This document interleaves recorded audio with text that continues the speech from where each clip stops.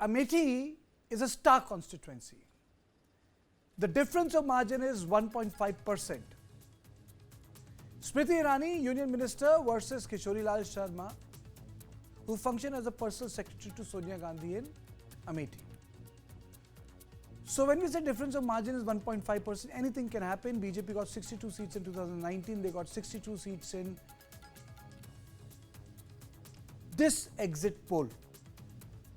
Now apart from that, Barabanki, Lalganj, Gazipur, Fatehpur and Ambedkar Nagar have difference of margin that is below 5%. Now does this mean that can Samajwadi Party win more than what has been predicted by the exit poll? So before I go to my guest, let me play out the bite of Rahul Gandhi first. इसका नाम exit poll नहीं है, इसका नाम Modi media पोल है। ये मोदी जी का पोल है, फैंटेसी पोल है उनका। Thank you. कितनी सीटें आ रही हैं आपके हिसाब से? सिद्धू मूसेवाला का सॉन्ग सुना आपने? 295. Simple and straight. Can low margin seats affect exit poll results? Oh, absolutely. And I think this is the reason why, when you look at the exit poll, they always give you a plus minus 10. I think this plus minus 10 is factoring in these closely contested election, because psephology is not an exact science. You work on data and there is always a margin of error, plus minus 2 or 3%. And this is decent enough margin where, seats which go to the wire, like, seats where the vote difference is only 3,000, 5,000, 6,000 or 8,000. These are the seats which are highly unpredictable and very, very difficult to exactly predict which way they are going to go. Okay, let us play out that map in which we have pointed out the other constituencies apart from Smriti Irani's Amethi. These are the streets where the margin, the difference is less than 5%. Let us put it on map first, and then I'll tell you why this is making all the difference. Barabanki, Lalganj, Gazipur, Fatehpur, Ambedkar Nagar. Example, BJP loses all these seats. Well, or for example, the Samajwadi Party sweeps all these seats. So, Ajay, can this affect the overall picture?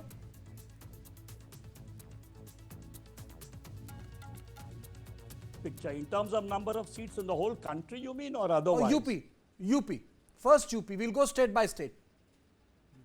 See, let me explain a little bit. When we do exit polls, the sample is the country, okay? Even when we explain it state by state, what tends to happen is the sample size becomes smaller and smaller. So if you go each constituency wise, the sample is too small to be able to capture that what you're pointing out, 1.5% plus or minus.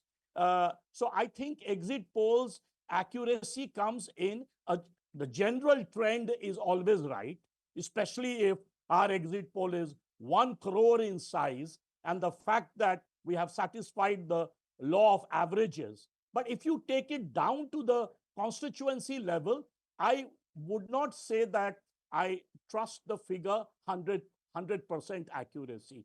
So if I think the overall numbers of 62 might come, but if you go down to Barabanki, whether we will win this or not, in Fatehpur, whether who is winning, there I think it might be slightly inaccurate by 3% plus or minus, given that these are tight seats, within less than 5%, I would say the accuracy of this cannot be taken very seriously. Okay, Jayanto, and then I'm going to play out the bite of Jairam Ramesh.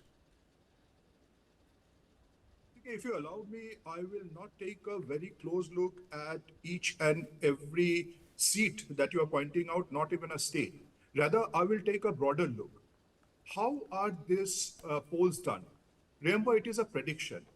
But what comes out wrong is not the statistics, not the data. It's about the collection of the data. We think the more people we speak to, the better will be the picture. No, it's not. You may have a huge sample size.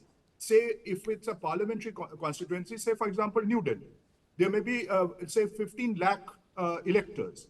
But when it comes to an assembly constituency, again, let's go to New Delhi constituency, it may be less than 2 lakhs. So for a Lok Sabha constituency, you may take, say, for example, 500, 700 to 1,000 sample size, that is people you speak to. And for an assembly, it may be as less as 200 to 500. But when you choose that sample, are they representing the demography? Because a rural constituency and an urban constituency, say a constituency in West Bengal and a constituency in Tamil Nadu may be different.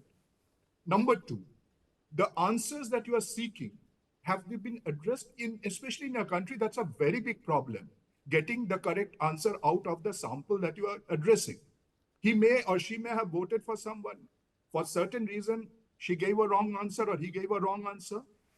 Third, there was a time when we used to talk about something called a firewall seat, which would always go on voting for a particular Jayanto, I understand. You guys are political analysts. You would like to have a I'm just coming to the end. No. You'll get the time to speak. The only thing I'm trying to put across is, I will go state by state and I will elicit your opinion on micro issues.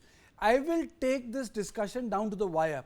Constituency by constituency, you can differ with me. You can have your question on methodology. You can have your point of view. But this discussion will be on constituency by constituency. You have something to say on, for example, one constituency in Uttar Pradesh, which you think that Samajwadi Party is strong. You can comment on it. Let me introduce Mr. Vijay Grover. Mr. Grover, do you think that this small difference, these small margins can make a difference, recreate a bigger picture?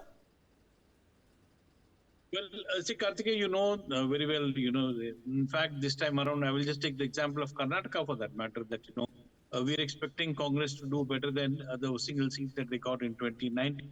This time they're hoping, that they will do a better performance, and what most apologists and opinion polls have given is about 6 to 8 could be the number. Now, point that you're making of, these seats having very small differences, in a couple of these seats in 2019 had a difference margin of less than 1%. In fact, 2 of the seats had just about a few thousand, maybe 2,000 or 4,000 as the difference. So this time around, these are the constituencies where the Congress is hoping to fare better. And clearly, this is something where the exit polls may not have got it right in the way that, is being projected in most of the exit polls that we've seen yesterday.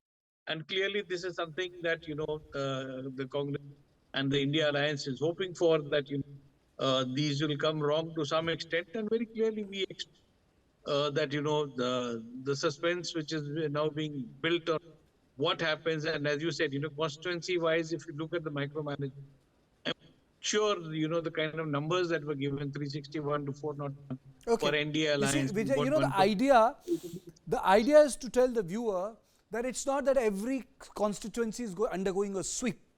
It is an election which is being fought seat by seat.